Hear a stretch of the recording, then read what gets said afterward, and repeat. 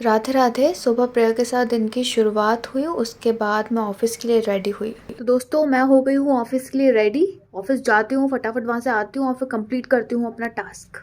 Office आने के बाद मैंने ग्रीन टी पी, उसके बाद फिर घर जाके मैगी खाई, उसके बाद अपना टास्क किया। तो दोस्तों स्वागत है आपका हमारी इस इंग्लिश लर्निंग जर्नी में। तो आज मैंने जो सीखा है वो स्टोरी टेलिंग के बारे में सीखा है, तो मैं आपसे वो डिस्कस करूंगी कि मैंने क्या उसमें सीखा है, क्या पढ़ा है और क्या सीखा है। तो चलिए शुरू करते हैं।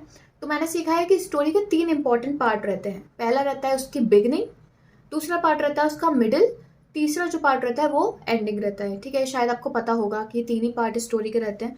लेकिन इसमें गौर करने वाली बात यह है, मतलब कि बिगनिंग पार्ट में क्या चीज़ आती है, मिडिल में अपन क्या रख सकते हैं और एंडिंग में अपना क्या आता है। ठीक है, तो ये मैंने सीखा है। बिगनिंग पार्ट जो रहता है, अब स्टोरी रहती है भाई, उसमें कोई ना कोई हीरो तो रहेगा ही, जाहिर सी बात है। तो अपनी जो बिगनिंग रहती है उसको अपन ऐसे कर सकते हैं कि प्रॉब्लम, मतलब बिगनिंग क्या है, अपनी प्रॉब्लम स्टार्ट हो रही है, मतलब प्रॉब्लम अपनी स्टार्ट हो रही है बिगनिंग में। अपना जो हीरो है वो प्रॉब्लम से घिरा हुआ है बिगनिंग पार्ट में। मिडिल पार्ट जो होता है, मिडिल पार्ट में आते आते वो अपनी जर्नी दिखाता है कि वो उस प्रॉब्लम को कैसे सॉल्व करता है। तो मिडिल पार्ट हो गया अपना जर्नी ऑफ द सोल्यूशन। ठीक है, अब जो एंडिंग जो अपना पार्ट है, एंडिंग पार्ट में क्या होगा कि अपन को क्या कंक्लूजन निकालना है, अपनी स्टोरी में क्या अपन को मैसेज देना है लास्ट में ऑडियंस को। तो वो अपना क्या आता है, एंडिंग पार्ट में आता है। तो इस तरीके से ये 3 पार्ट जब रिफ्लेक्ट होते हैं कोई भी स्टोरी में, तो एक वो परफेक्ट स्टोरी कहलाती है। ठीक है, अब इसमें कुछ टिप्स भी हैं। ठीक है, तो पहला टिप क्या है, पहला टिप ये है कि अपनी स्टोरी को आप शुरू कैसे करें, क्योंकि शुरुआत में बहुत दिक्कत आती है कि हम कैसे अपनी स्टोरी को शुरू करें। तो मैंने ये सीखा है, इसमें मतलब मुझे बताया गया है, मैंने ऐसा सीखा आज कि अपनी स्टोरी, अगर आपको कोई स्टोरी स्टार्ट करनी है तो उसका पहले आप ये सोचिए कि उसका एंडिंग पार्ट क्या रखेंगे। मतलब आप अपनी स्टोरी में क्या मैसेज कन्वे करना चाहते हैं अपनी ऑडियंस से। तो पहले वो मैसेज के बारे में सोचो कि आप क्या कन्वे करना चाहते हैं मैसेज, और उसको ध्यान में रखते हुए आप अपनी स्टोरी प्लान करिए begin to the end, last से मतलब प्लान करना शुरू कीजिए।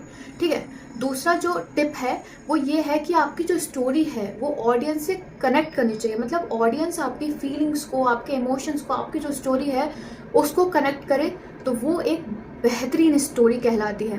तो मैंने आज ये सीखा स्टोरी टेलिंग के पार्ट में। हाँ, तो भाई स्टोरी टेलिंग के बाद अब आते हैं हम वोकैब के पोर्शन पे। तो वोकैब में मैंने 5 वर्ड्स लिए हैं। ठीक है, तो पहला मेरा वर्ड है वो है टायरलेस। टायरलेस क्या होता है, बहुत ज़्यादा परिश्रमी होना। ठीक है, showing great effort of energy, बहुत ज़्यादा अत्यंत परिश्रमी होना। इसके सिमिलर वर्ड्स हैं एनर्जेटिक, ठीक है, विग्योरस। ठीक है, एनर्जेटिक और vigorous. Geeta is working tirelessly. ठीक है, ये इसका एग्जाम्पल हो गया। दूसरा जो वर्ड है हमारा वो है अटमोस्ट। अटमोस्ट मतलब होता है अधिकतम या परम, मोस्ट, एक्सट्रीम और ग्रेटर। ठीक है, इसके सिमिलर वर्ड्स होते हैं ग्रेटेस्ट, मैक्सिमम, बेस्ट। ठीक है, इसका एग्जाम्पल मैंने शायद वो नहीं लिखा है, मैं लिखना भूल गई हूँ।